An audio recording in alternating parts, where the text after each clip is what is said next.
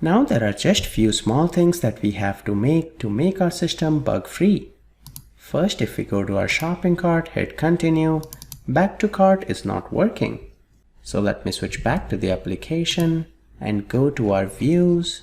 Inside cart, we have the summary view where we have back to cart.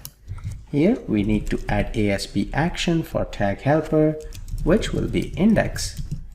You save that and refresh the page. And we go back to cart, it works. Next thing that we want to change is inside the shopping cart. If we make the square feet 0 and hit continue, you can see it's working. This should not work. So let's make that change inside our cart. We'll have to go to the index here.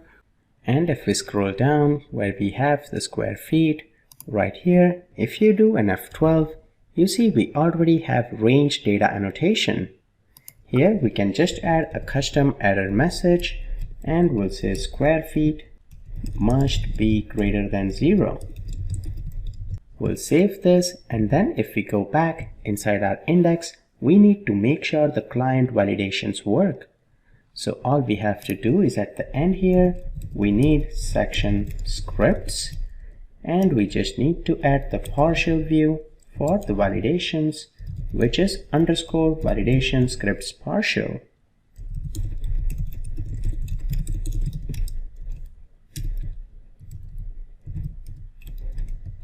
Once you make sure there is no spelling mistake, the last thing that we have to do is where we have square feet, we need to add a span for validation. So ASP validation for will be model of I dot square feet. We'll also give it a class of text danger. Let me cut this, I pasted it in the wrong place. It should be after the square feet. So let's go back and refresh, and if we try 0, we see the validation. The message is different, and that is because when we saved into products, we did not restart our application.